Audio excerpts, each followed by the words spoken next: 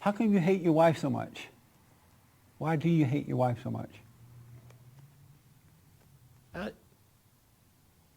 I think it's not, I kind of see it as not like a normal marriage that basically we are together because of the kids. And I think if it wasn't for the kids, it would be no reason to be together. Really? So did you have kids before you got married? No, it was a little better when I first got married. So when you got married, you had no kids. We didn't have any kids. And so why did you marry her then since there were no kids? Well, over the years after being married, things changed. I mean, the person changed. So The person changed? yeah, Meaning that's the what I wife think. changed? Yes. Did you change? No, I don't think so. So both of y'all stayed the same. It's just the real person, the two people came out from under the honeymoon stuff. Yes. All right. And so during the honeymoon when you're blind, everything seemed fine. Yes, it was okay for a while. Oh. And so you didn't know you hated your wife until after the honeymoon? Well, it seemed like after the kids came, that's when I really saw like a change. In who? My wife. Oh. From what to what, in your opinion?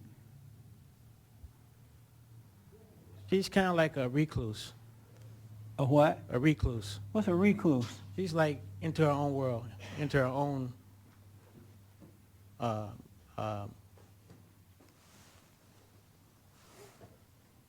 That's all I can think of. She's into her own world, so to speak. She's into her own world with no Yeah. one else but herself? Yeah. Oh. And she wasn't like that prior to marriage or during the dating courtship period? Not as much. Oh. And she was into you then? Yes. Oh, okay. And now she's not into you? No, she's into her own world. And how does it feel about her not being into you anymore? Well, like I said, it makes it seem like we're together, or I'm staying with her. That you know we have two boys, and I pretty much want to be there for my boys. So y'all just deal with it. Oh. But you don't want to be there for her?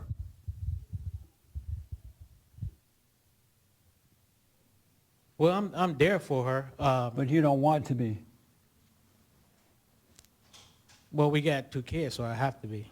No, but you don't want to be. You say you're there for the children, Yes. but you don't want to be there for your wife.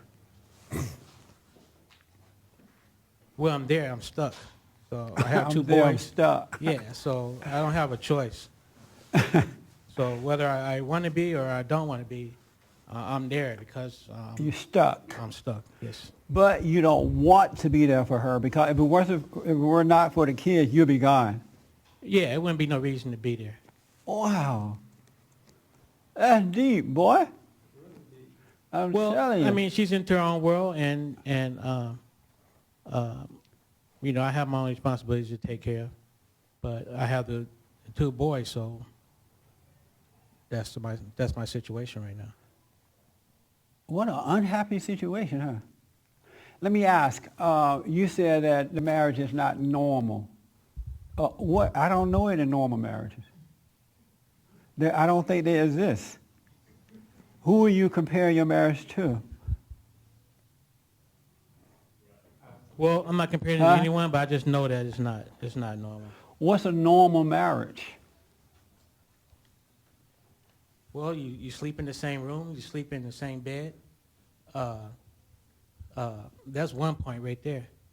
You don't sleep in the same room with your wife? No. You don't sleep in the same bed? I guess if you're not in the same room, you're not in the same bed. Let me ask, I know, and that's the way you want it, or she wants it that way? That's the way she wants it. Oh, she wants it that way. Oh, she doesn't even want you to be in bed with her. Get out of my room. Yeah, so that's my situation. How do you feel about that? I mean, I got to take care of my boys. That's the most important thing in my life. So I just deal with it. And you think a normal marriage would be to sleep in the same room with your wife? Absolutely. Yeah. Brother, there are men and women sleeping in the same room. There are some who are not. Believe me, I have counseled over the last 23 years. I was surprised to know the amount of young couples who are not sleeping together after a period of time. You're not the only one. So Yeah, and so in that situation, she's kind of like a roommate in my eyes. it was her decision too, not to sleep together, according to you. Or was it Well, your, when there was never verbal, but she just started sleeping in the other room, and I just accepted it. and you never asked her why or anything? No. Oh, I see. So you feel like you have a roommate. I said, it seems like she's a roommate. Is she paying half the rent? No. Well, she ain't no roommate.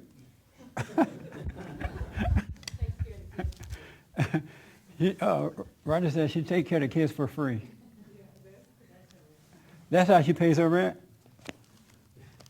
I never thought of it like that.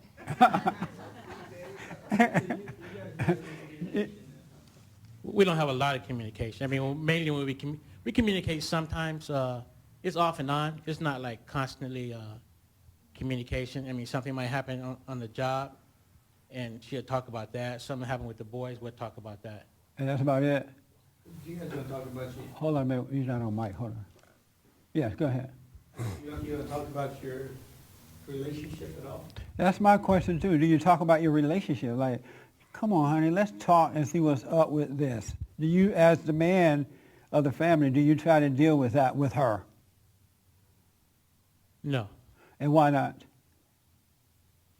Well, when I have in the past, it'd be short answers, quick one-word answers. So, like, over the years, you just kind of stop. He like, yeah, I don't know. Yeah, I guess so. Isn't that her voice? I guess so, yes. Whatever you say, John. What's your role as the head of your wife? How do you see your role as the head of your wife and your family? To be honest with you, I never really think about that. For the most part, a lot of times I think about my oldest son. My wife took him to a doctor, and they diagnosed him as autistic. And so I'm constantly thinking of when I'm at work, activities, projects, things I can do to help him. I notice like he gets on the computer, and he won't get off that computer, so I have to put the computer up. So my mind is constantly more on him. And then, my other son, my youngest son, he's okay. So when I'm at work, I'm always thinking about my oldest son. Oh, okay. You got to reverse what you're thinking about. You shouldn't be thinking about that. You should be thinking about your prayer and your relationship with God so that he can guide you, so that he can bring you out of the darkness of your imagination and show you how to deal with the issues of life. Your focus is wrong. You should never, ever, ever, ever, but never think about the situation itself. You should always think about you and the way that you're handling the situation. Want God to show you. Because the situation is not your issue. The inability to see clearly and deal with the situation is your problem. So you got your mind focused on the wrong thing. One morning, and I'm going to get into this a little bit more about myself, this week, I realized, my battle has never been with people. My battle has always been with my mind. It's this battle going on with the mind, with good and evil, and my battle has been with that, and never with people. But I've fought off and on with people, and it doesn't matter what they're doing or saying to you or about you or how they're trying to hurt you. Your battle is still not with them. It's with your mind. That's where the real battle, and you're not focused in on that by not praying. And the thing that you're focused on and the way you're focused would never solve the problem that you're having. It would never solve them.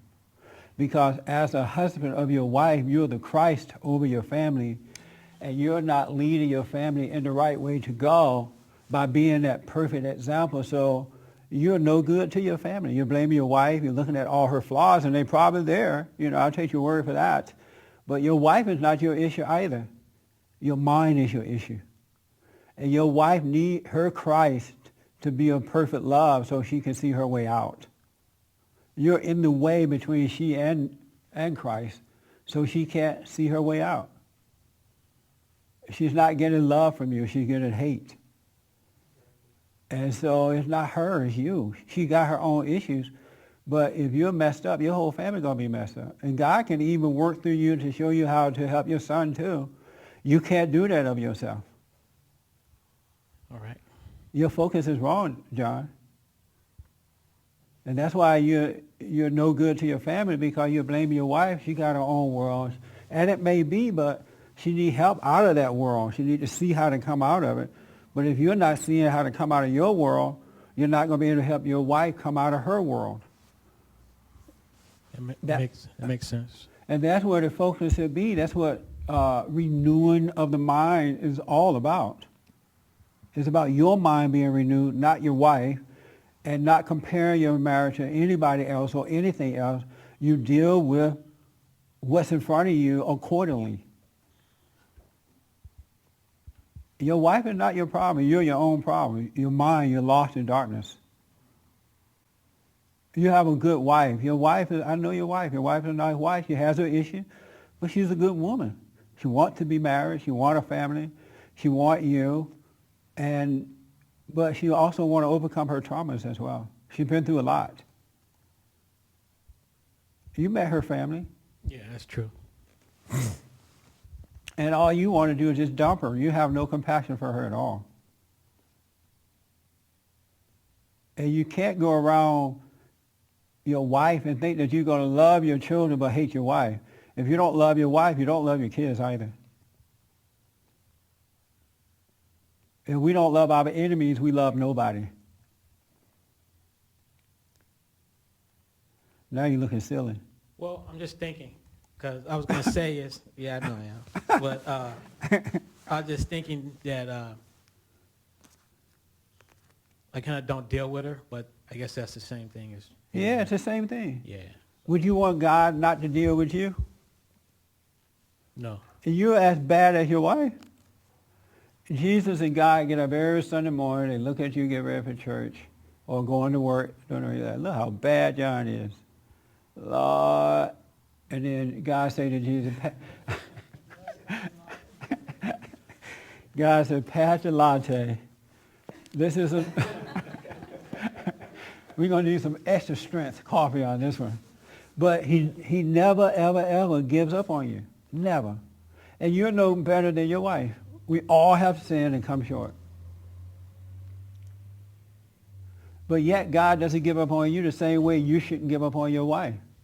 And just because she's locked away in her own world or locked away in her bedroom is not a reason to be giving up on her. You have 2 children. You don't need to be sleeping together no how. Well, like... Sleep with a teddy bear or something if you got to have something fuzzy. Well, yeah, so I guess somehow I have to reverse my thinking. Yes. We got to renew your mind, buddy. Don't focus on the boys, The focus should be on you. on me. All right. And then you can see how to help your wife and your sons. Okay. And you've allowed the whole year to go by without doing that. Which is not a judgment, I'm just saying. Because Yeah, now that's right. a change can start at this very moment. All right. What do you think about that? You made good points. I believe it's true what you just said. I do need to focus more on prayer and God. There are people in this world who hate me. And some of them are close to me. And they want to destroy me. They really do. They're so mad. But my focus is on me. They're not my issue. I want to be able to love them. You talk about love. If you can love people who hate you, you have real love. If you don't wish bad for them in your heart, and if you're not going out gossiping about them and trying to destroy them, You have love, and that's how God loves us. We're some messed up folks. And if we know that about ourselves, there's no way we can hate anybody else. Your wife is doing the best she can. Yeah, she is.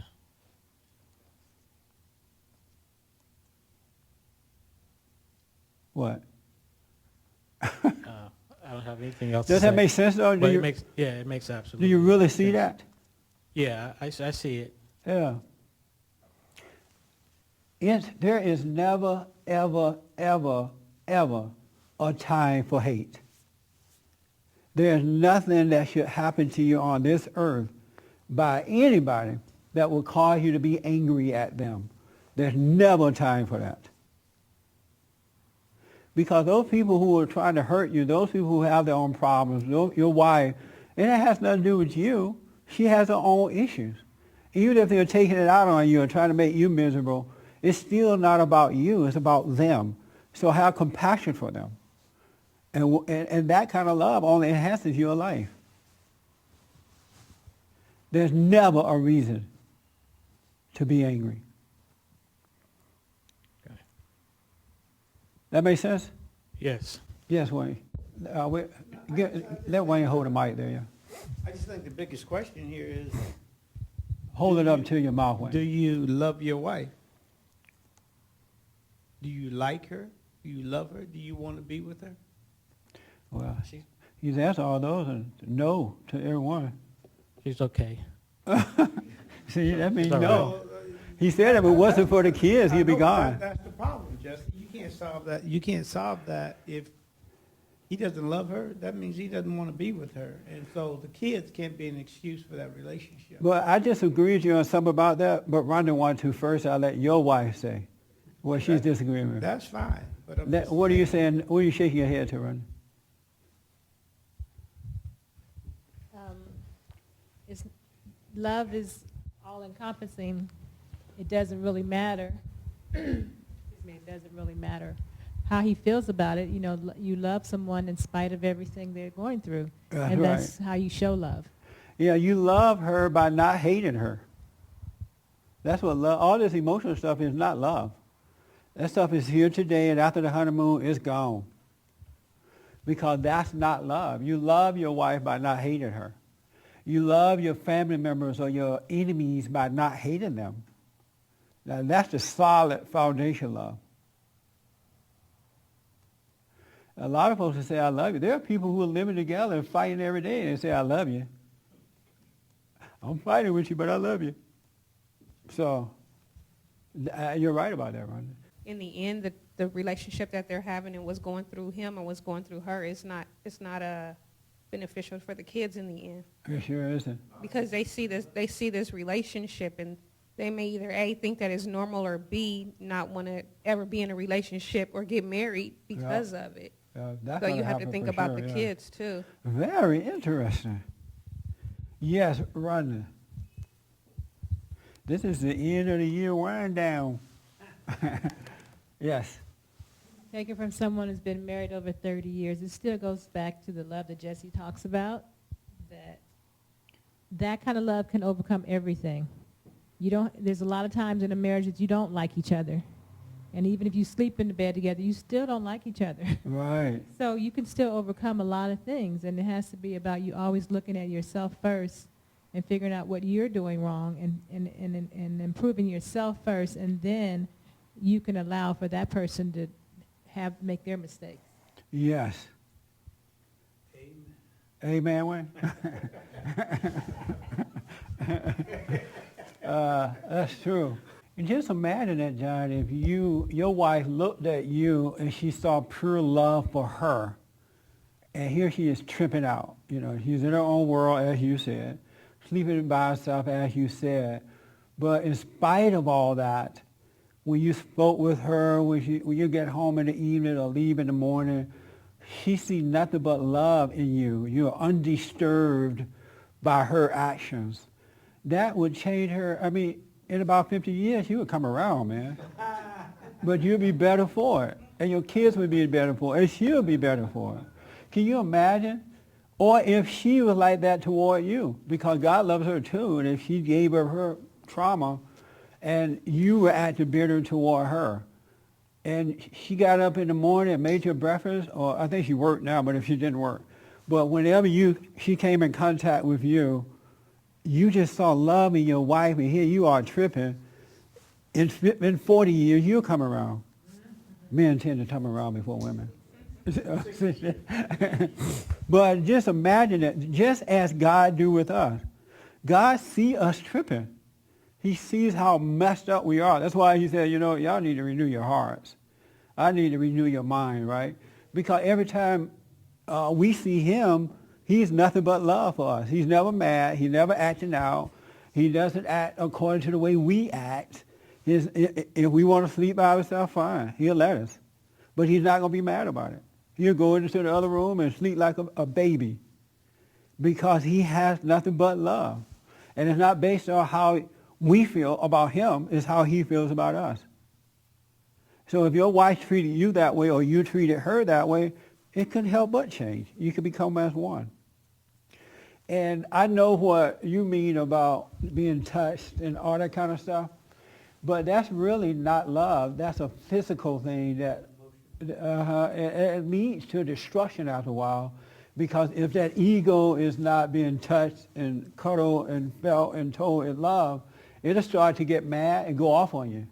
The ego will get mad and go out and cheat and say, well, since you're not doing it, I'm going to go out and do it somewhere else. That's just all ego, right? But if you realize that that's what your ego is crying for, and you start to starve that ego by going within so God can love you, then if your wife didn't want to say, I love you and all that, it wouldn't matter because you love her and she doesn't need to love you. Because her love is not real anyway if it's about all that. Now, as human beings in our fallen nature, we all go through that, but at some point we need to overcome that because that won't last anyway, and when it stops, everybody's ready to bail out. That kind of stuff do not last. It would not last, because even if you train each other to say it every morning, after a while you see that it's not real. It's just words. But she really doesn't mean it, or he doesn't mean it. But you got to start pulling away from that desire and desire the things of the heart, which is of God. And that's what people are missing. They get mad at the situation. Yeah, forget about it. I'm out of here. That's why you got to renew the mind. You got to renew the heart. What are you thinking, John? I'm just thinking about what's being said and thinking about my situation. Hopefully, there can be a change. It will be a change if you submit to prayer. It will be a change. You can't fail when you pray. Because now you're seeking God because you want him to guide you in this, because you realize of yourself you can't do it on your own. You realize there's an issue with you and not the world around you. You can't, that's why Satan won't let you pray. Oh, you don't have time, or it's not working, or if you do pray, you see how connected you are to your thoughts, and now you can't sit there and face yourself. He doesn't want that to happen because he knows if you submit to prayer, he's going to have to let you go. And he doesn't want to let you go. The ego doesn't want to die. It really doesn't. And we as human beings are so connected to it. It's absolutely amazing how identified we are with the mind, with the ego self. We are so identified with it, it's crazy. And you're not going to know that until you're trying to get away from it. It's like trying to overcome drugs. You don't know how addicted you are to it until you try to leave it alone. And the ego is worse than drugs, really, because we tend to get life from that on a daily basis.